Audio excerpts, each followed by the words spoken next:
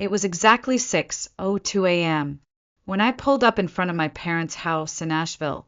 The sky was still a deep shade of blue, the sun barely brushing the horizon, and the air had that crisp, almost sacred quiet of early morning. I had double-checked the weather, reprinted our boarding passes, and left the house 15 minutes early, just in case. This trip had been in the making for over 2 years, planned down to every last dinner reservation. Flights to Paris, luxury hotels in Florence, private walking tours in Rome. All of it mine. My treat. A once-in-a-lifetime experience I had poured my soul into. For them. I parked at the curb, smiled to myself, and got out to help with the luggage. That's when I saw her. My younger sister, Sienna, was standing at the door, pulling a sleek lavender suitcase behind her, dressed in athleisure like she was heading to a spa weekend. My mother was beside her, beaming. Too brightly.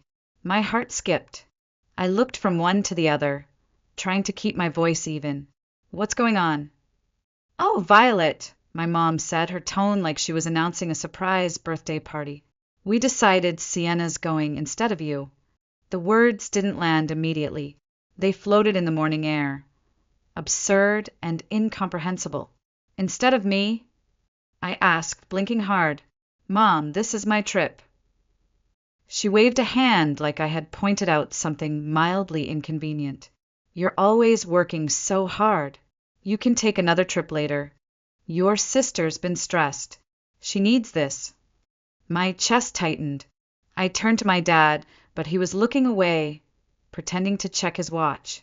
Sienna didn't even bother to fake shame. She smirked, one hand on her hip like this was some kind of power move. Thanks for understanding, sis, she said, her voice dripping with fake gratitude. The pressure behind my ribs was unbearable. I had paid for everything. Every tour, every hotel, every flight upgrade.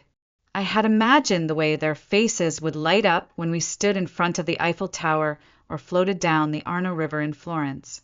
I had done it to make them happy, to finally feel like I mattered.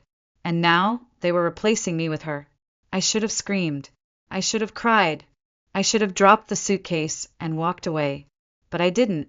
I bit down on the bitterness, rising in my throat, and nodded. Let's get going then. My voice was flat. I turned toward the trunk, popped it open, and loaded in the luggage. Sienna tossed hers in last, humming something under her breath. My mother climbed into the back seat with a satisfied sigh, my father following quietly behind her. As I slid into the driver's seat and started the engine, a strange calm washed over me. It wasn't peace. It was the numb, razor-thin calm right before a storm breaks. They thought they could cast me aside and still enjoy the luxury I worked so hard to create. Fine, let's see how that works out. The car ride to the airport was a symphony of silence, punctuated only by Sienna's nonstop chatter. She leaned forward from the back seat, talking about her outfits, TikToks about Paris, and all the shopping she planned to do. Her voice grated like static, but my hand stayed steady on the wheel. Oh my gosh, Mom. Should I pack the blue dress or the floral one for the Eiffel Tower? She asked, giggling. My mother chuckled, lightly. Bring both, sweetheart. We'll have time to change between stops. They said it so casually. Like I wasn't even in the car. I clenched my jaw and focused on the road ahead. Asheville's early morning streets blurred into one another, but the weight in my chest stayed sharp, anchored to every word they said. At one point, my dad cleared his throat. Thanks again for driving us, Violet. I know this probably feels unusual. I met his eyes briefly in the rearview mirror. Unusual. That's an interesting way to put it. He looked away, lips pressed together, adjusting the seatbelt like it might save him from the discomfort. He didn't say another word. Sienna leaned forward, her perfume wafting toward me. Too sweet, too artificial. You're not mad, right? She cooed. I mean, this is huge for me. I've never been out of the country. I could never afford something like this on my own. You're being really mature about it. I forced a smile so tight it hurt. Of course. Enjoy the trip." She leaned back, satisfied with her own delusion. My fingers curled tighter around the steering wheel, the leather biting into my skin. Every mile felt like a countdown. Not to the flight, but to the moment I would finally let go of this farce. When we pulled up to the airport drop-off zone, I moved on autopilot. I parked, got out, opened the trunk, and began unloading bags. My mother stepped out first, stretching and adjusting her scarf.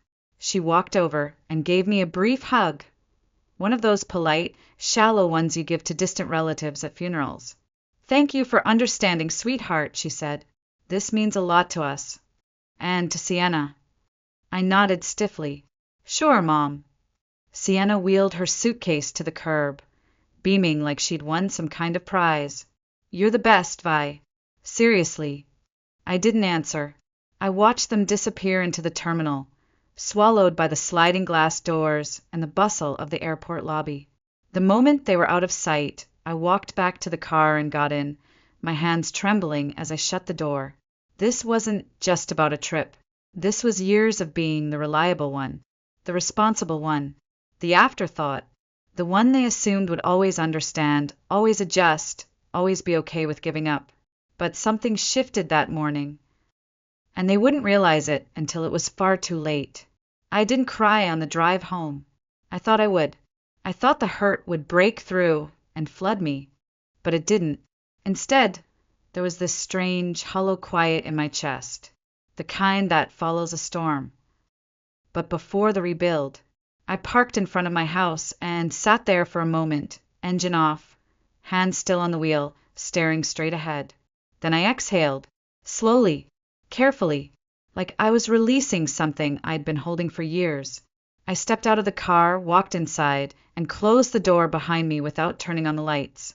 My home was still, dim, and waiting, just like it always did when I came back after giving a piece of myself away to people who never noticed. Not this time. I walked straight to the kitchen table, opened my laptop, and logged into the travel account I had used to book everything. The page loaded slowly. My fingers hovered over the trackpad, and then one by one I started canceling it all. The suite in Paris gone.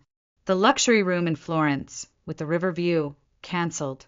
The museum passes, the private driver in Rome, the restaurant reservations I'd paid deposits for months in advance.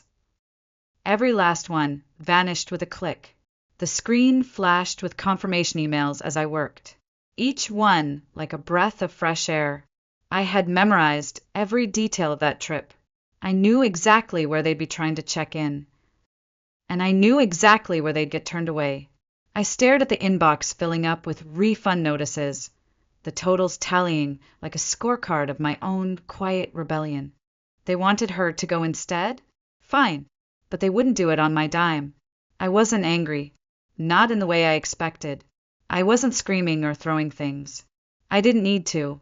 The truth was, I felt lighter than I had in years.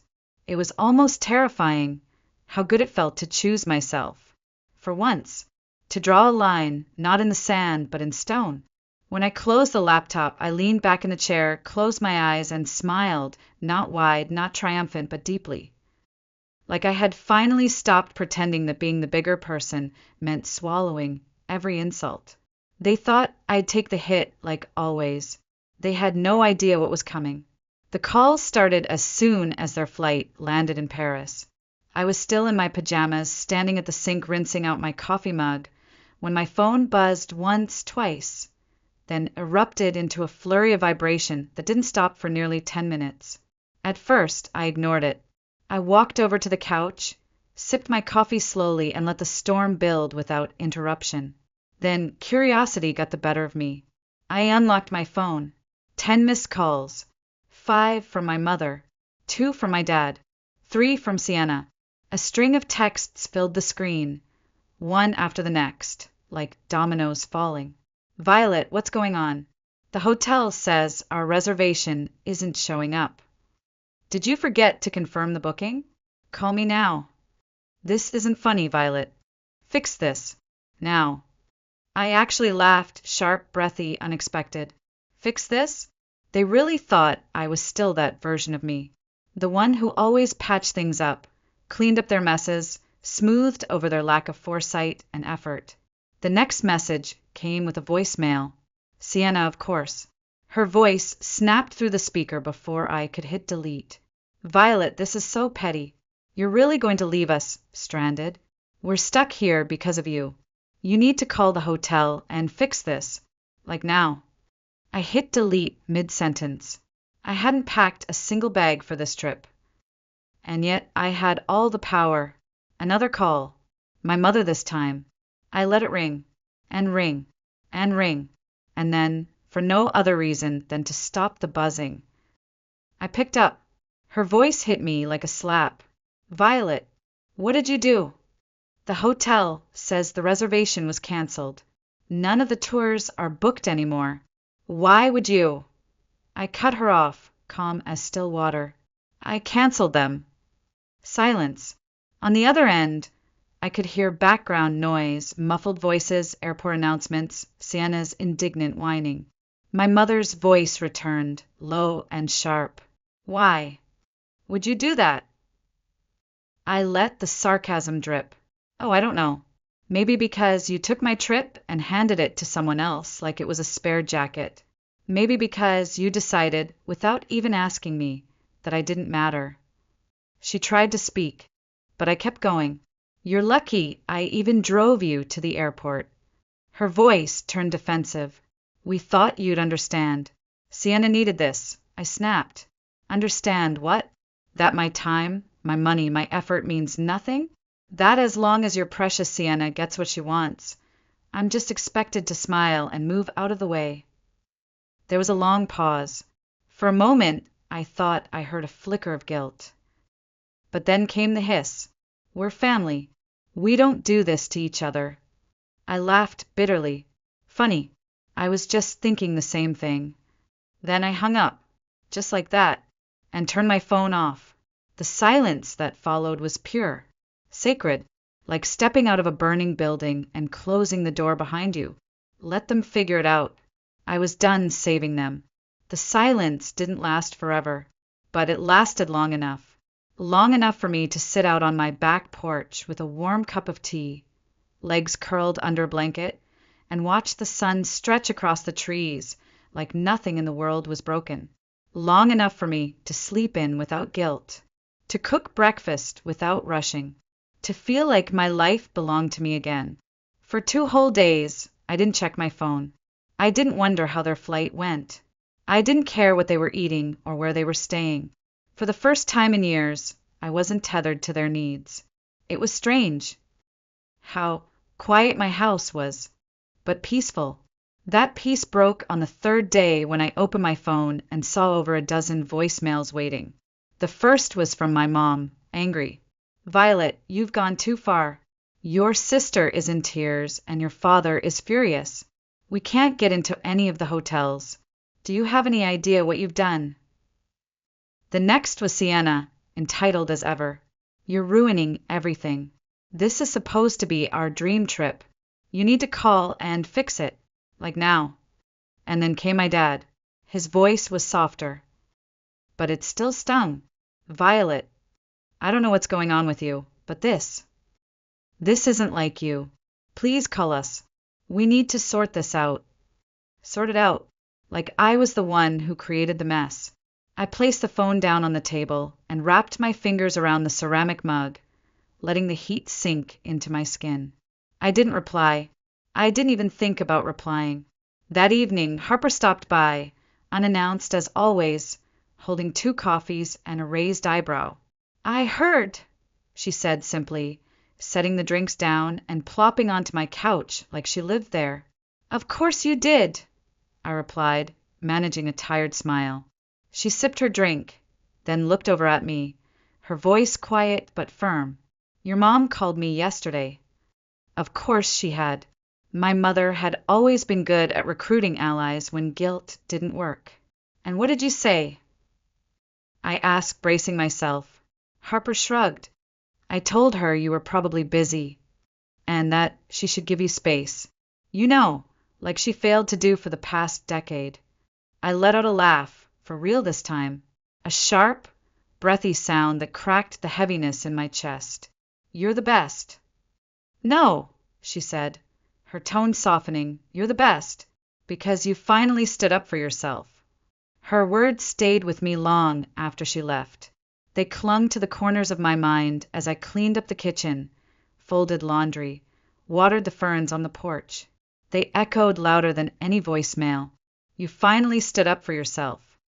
It wasn't rage that drove me anymore. It wasn't revenge. It was clarity. They had made a choice. And now so had I. No more fixer. No more doormat. No more waiting to be included in a life I was expected to fund but never allowed to fully live. I didn't know what was next. But for the first time, I knew I would be the one to choose it. It took me less than an hour to decide. I hadn't planned to do anything drastic that evening. Maybe just watch something light, read a chapter or two. But then I passed by the small pile of papers on my desk, the neatly organized folder I'd created for the trip. I paused, then sat down, and opened the spreadsheet. There it was, everything I had built, the names of cities, the flight codes, the carefully stacked itinerary, day 1 in Paris, day 2 at the Louvre, day 3 in Florence. But the names didn't sting anymore, because as I looked at those rows and columns, one thought kept rising up like a whisper I could no longer ignore. This was never about them. This was about me. I closed the spreadsheet, opened a new browser window, typed in solo travel ideas for women.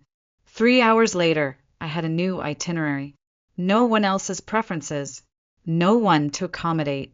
Just me.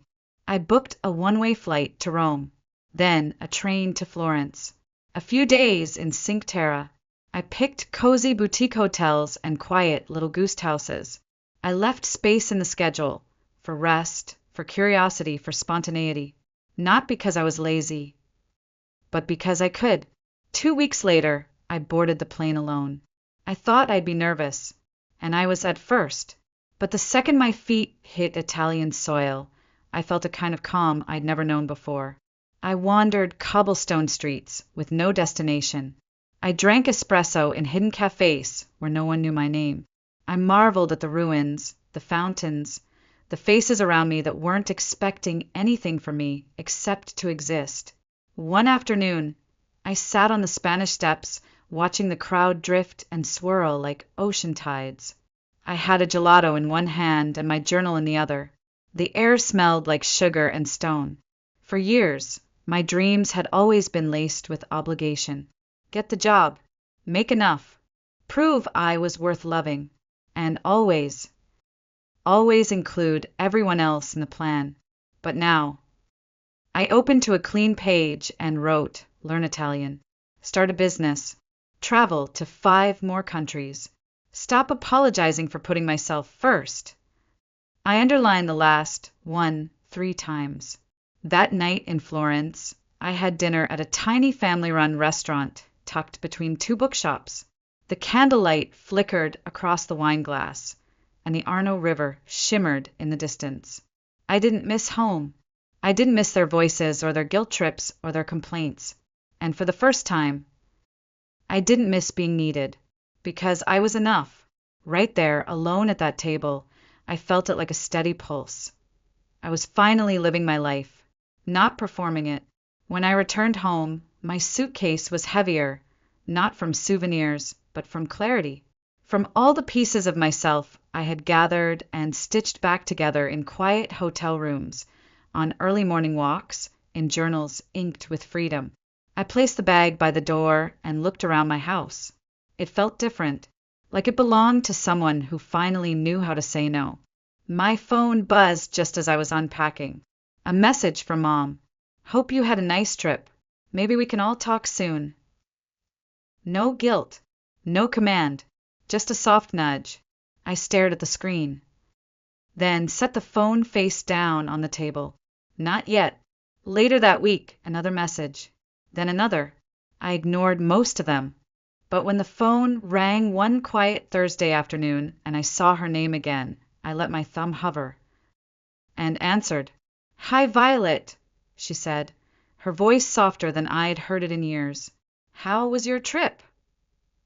It was amazing, I replied, keeping my tone neutral. I'm glad to hear that. She hesitated. We've been thinking a lot about what happened. Maybe we handled things poorly. Poorly. I almost laughed, but I didn't. I let the silence hang for a moment before replying. You replaced me on a trip I planned and paid for, without even asking. Poorly is an understatement. I know, she said quietly. Your dad and I, we didn't realize how much it would hurt you. I didn't respond right away. I didn't trust the calm in her voice. I'd been lured in by it before, guilt-wrapped apologies that led straight back into old habits. And Sienna? I asked. She's upset, Mom admitted, but I think she knows she could have handled things better too. I leaned against the counter. This wasn't just about the trip, Mom. It was everything before it. Every holiday shaped around Sienna's whims. Every time you asked me to give, well, she got to take. I'm not doing it anymore. There was a pause, then a sigh. We're going to try to do better, she said. We don't want to lose you. Her words tugged at something old in me. Something that used to leap at the chance for connection. But I had changed, and now I knew better. I'm glad to hear that, I said, calm but unmoved. But it's going to take more than words to fix this. I need to see real effort, not just apologies. You will, she promised quickly. We'll give you the space you need. But I hope you'll let us back in someday. After the call, I set the phone down and looked around my kitchen. Nothing had shifted. The sunlight was still warm on the tiles. My tea was still steaming. I still belonged to myself. Maybe they meant it. Maybe they didn't. But either way, it wasn't my job to fix them. Not anymore. The day they returned, I was already there. I didn't go to greet them out of kindness. I went for closure. I parked in their driveway, coffee in hand, and sat on the porch swing like it was my seat at a courtroom. Their taxi pulled in slowly, the trunk popping open with a weary groan. The three of them stepped out, dragging their suitcases behind them like the weight of disappointment had sunk into every wheel. Lauren, Sienna, was the first to speak. Well, I hope you're happy. I raised an eyebrow, stayed seated. Happy about what? Our trip was a disaster, my mom snapped, waving her hand dismissively like she was swatting at a fly. We spent the entire week staying in tiny hotels and eating. I don't even know what that food was. Don't get me started on the tours, Sienna added, folding her arms. Oh, wait, there weren't any. Do you know how humiliating it is to show up and be told there's no reservation? I took another sip of coffee and let the complaints wash over me like white noise. Sounds rough, I said flatly, but you wanted to take Sienna. I'm sure you all had some great bonding time. That's not the point, my mother said, her voice rising. You set us up to fail. I stood up slowly, setting my mug down beside me. No, Mom, I didn't set you up for anything. I planned a beautiful trip for the three of us, one I worked overtime for, saved for, planned every detail of. You're the ones who chose to cut me out at the last minute. My father finally spoke, his tone quiet but firm. You didn't have to cancel everything, Violet. That was extreme. Was it? I asked, folding my arms. Why should I have paid for a trip I wasn't invited to? If Sienna needed it so badly, maybe you should have planned one for her. Or better yet, she could have earned it herself. Sienna rolled her eyes. You're so dramatic. It's just money, Violet. I felt my chest tighten, but this time not with pain, with power. And you're so entitled, I shot back. Do you have any idea how much work went into planning that trip?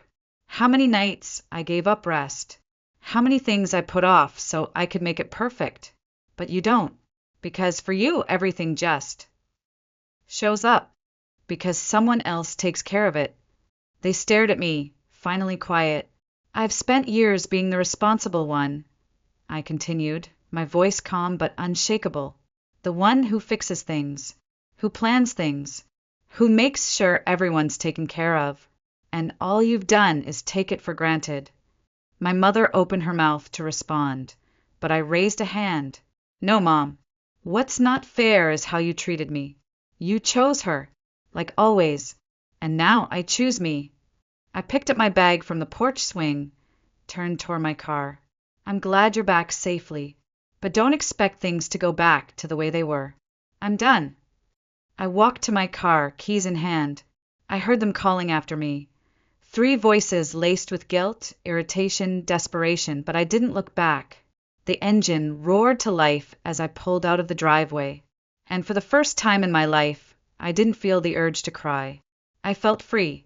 The drive home from my parents' house felt different this time. No heaviness, no swirling thoughts trying to piece together what I could have said better, how I could have softened the blow. Just silence and peace. By the time I pulled into my driveway, the early evening light was filtering through the trees, casting golden shadows across my porch. I turned off the ignition and sat there for a moment, my hands resting calmly in my lap. They could be angry.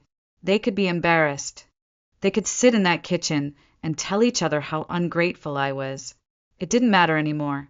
I walked inside and made myself a cup of tea, real tea, loose-leaf jasmine in a ceramic pot I had bought on a whim from a local artist. No instant powder, no rushing, no compromises. Then I sat on my couch, legs tucked beneath me, and let myself feel everything.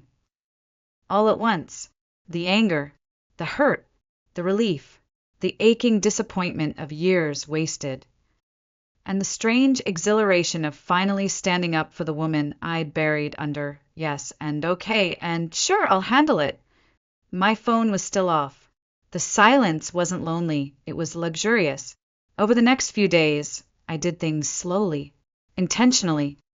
I repainted my bedroom a soft shade of sage. Threw out the couch my parents had gifted me after they didn't want it anymore, and bought a new one that I actually liked. I rearranged my bookshelves, donated clothes I hadn't worn in years, and replaced the old dinnerware with pieces I picked out for myself. Little things, small shifts, but each one whispered the same message: you belong to you now. I joined a local hiking group. I started journaling every morning. 5 minutes, no filter. I tried a new cafe every Saturday, even if the coffee wasn't great, just to see what else was out there. And I didn't return their calls. Not yet. Not because I was punishing them, but because I was choosing my timing. Because for once, I was choosing something at all. One Sunday afternoon, I sat on my porch and watched the sun dip behind the ridge, casting fire across the sky. The wind was cool, soft. I held a pen in one hand, a notebook in the other, and stared at a blank page, not in fear but in anticipation. I didn't know what came next, but I knew it wouldn't be about earning their approval anymore. It would be about me, the woman who had spent years doing the right thing, the polite thing, the expected thing, was finally doing the real thing, living, and it felt damn good. It was late Tuesday morning when my phone rang again. I stared at the screen for a long second, then picked up. "Hi, Violet," my dad said, his voice lower than usual. "Your mom wanted me to call. She thinks you'll listen to me." I leaned back in my chair, not answering right away. He sighed. "Look, this has gotten out of hand. Your mom's upset. Lauren, Sienna, is furious. And, well, it's just a mess. But you're better than this." That was all it took. That line, that assumption that being better meant being quiet. I sat up straighter. Better than what, Dad? Better than standing up for myself? Better than refusing to be treated like a footnote in my own life? "That's not what I meant," he rushed to say. "It's just, you've always been the reasonable one, the one who holds everything together." A bitter laugh escaped my lips. "Exactly. That's the problem." He paused. I could hear him breathe, like he was searching for the words that might fix it all. But there weren't any. "You're punishing the whole family over one bad decision. Is that really fair?" "Fair," I repeated, my voice rising. "Let's talk about fair. Was it fair when you and Mom looked me in the eyes and told me the trip I'd spent years saving for was no longer mine? Was it fair when you replaced me with Sienna like I was an optional extra? That's not what we were trying to do. It's what you did, I said flatly. And now you want me to act like it didn't happen. There was silence on the other end. I don't know what you want me to say, he finally whispered. I don't need you to say anything, I replied. I just need you to understand. I'm done being the afterthought. From now on, I come first. Then I ended the call, and this time there was no shaking in my hands, no tightness in my chest, just calm, real, earned calm. Later that evening, I sat on the porch again. A soft breeze rustled the wind chimes, and the sky was painted in gold. I opened my journal and flipped to a new page. Across the top, I wrote what I know now. And underneath it, I started listing. I am not responsible for keeping the peace. I am not selfish for choosing myself. I am not dramatic for asking to be valued. I am not afraid of being alone. I am no longer willing to be erased to make someone else feel more important. The list went on. It was quiet, simple, true. A week later, Harper called again. So, she asked, what's next for you? I smiled, watching the sun slip below the mountains. I don't know, I said, but for the first time in my life, I get to decide. And that felt like the real trip of a lifetime.